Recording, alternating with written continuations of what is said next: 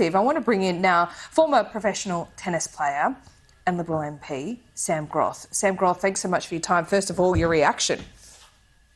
Oh, well, good morning, Laura. My first reaction is, well, what a disappointment, both for the state, but especially for those regional cities and communities that were promised the Commonwealth Games, promised before the election as an election commitment from this government that they would deliver the legacy and infrastructure for regional areas they were crying out for.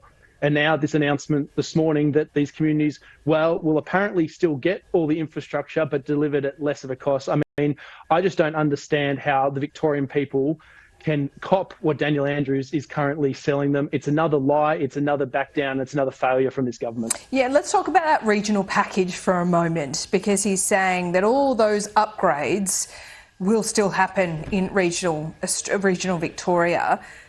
But he's saying, well, we can't guarantee it'll happen by 2026 though. So now we don't really have a timeline. The money will still be spent. Do you have confidence that's actually going to happen, given this announcement today? I have zero confidence, and the Victorian people should have zero confidence in this government to be able to deliver anything that they promised. They told us all in November that we could have it all. We could have infrastructure, we could have health, we could have the Com Games.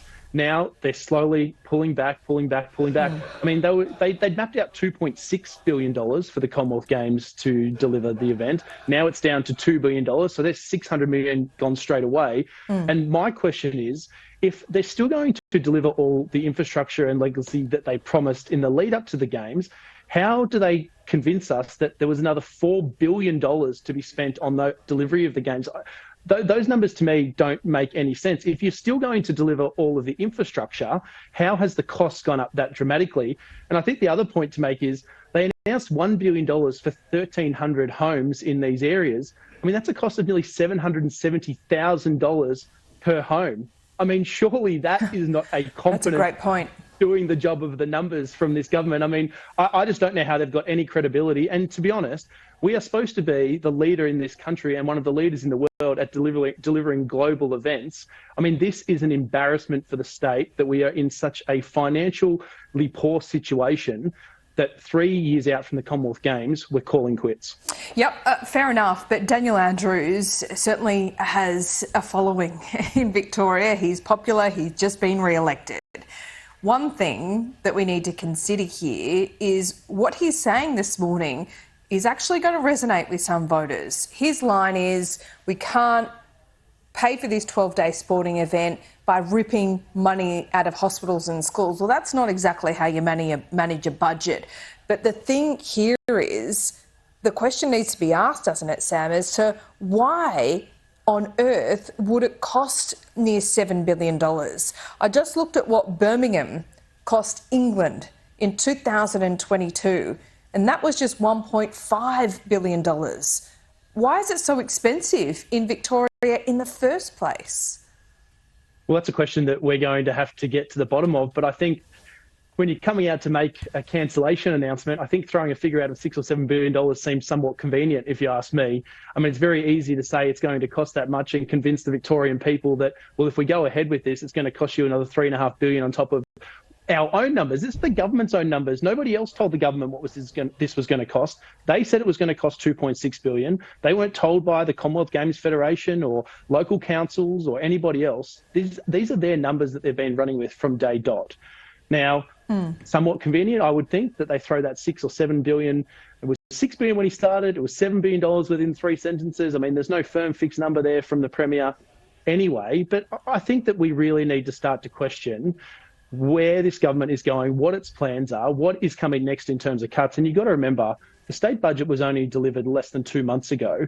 And in that, there was already cuts to health. There was already extra taxes on schools. Sure. There was already extra taxes on property that are being handed on to renters.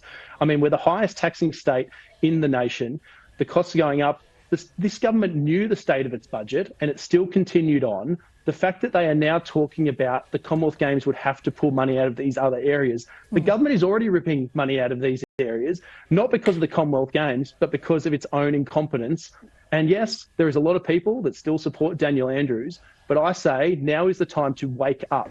It is time to start to realise that they can't deliver everything that they are promising. You can't have it all when the state of the budget is the way it is. Yeah. And it's our job as an opposition now to continue to point that out. But we will stand with those people in regional Victoria who are promised the legacy of the Commonwealth Games. And you've got to remember, seats and areas like Geelong and Ballarat and Bendigo are all Labor-held seats. All the people in those communities, if they now feel they are missing out, should be marching down to their local MP's office and banging on the door and demanding answers why they have been sold up the river on the Commonwealth Games. Well, you haven't been able to lay a glove on him so far, so perhaps this is your opportunity, your party's opportunity to do so. Sam, as someone who knows the professional tennis world pretty well and how important the Australian Open is to the local economy, if you are the boss of Tennis Australia, the boss of the Grand Prix in Melbourne, even the boss of the AFL, surely today you'd be wanting to get on the phone with Daniel Andrews, seeking assurances. You'd be a bit nervous, wouldn't you? I think everyone in this state should be nervous. We've been told we could have it all, and we're seeing time and time again the government starting to pull back. I mean, you already have to look at what South Australia did with Live Golf and with Gather Round. We see now, I was just obviously scrolling social media, I was waiting to come on with you. Basil Zemplis, the Mayor of Perth, is already pitching for the Commonwealth Games, and they say we can afford it. We have the stadiums, we have the infrastructure. They're now, within 30 minutes of the government announcing and Daniel Andrews announcing that we won't be hosting it, already seeming to be pitching for this. I mean, if these states and cities have that much money in their coffers because they handled the budget and they don't have the infrastructure blowouts that we have, I mean, where does that put Melbourne in the pecking order? We've already seen Brisbane overtake us as apparently the sporting capital of Australia. They've got the Olympic Games coming in 2032 and huge investments going into that city.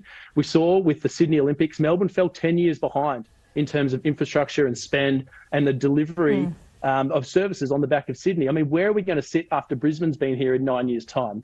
You know, we can't afford the investment because of the state of our budget and the mismanagement of the Andrews Labor government. We are in a position now because of this government. They've been here 9 years. They're tired. They're corrupt. They're incompetent. And you're right. We haven't been able to lay a glove, but I've only been here for a short period of time, and I'm hoping I can be part of the team that actually turns that around as well. Yeah, I wasn't directly criticising you there, No. Sam. You know that, but you certainly got some work to do as part of that team, Sam. As always, we thank you for your time.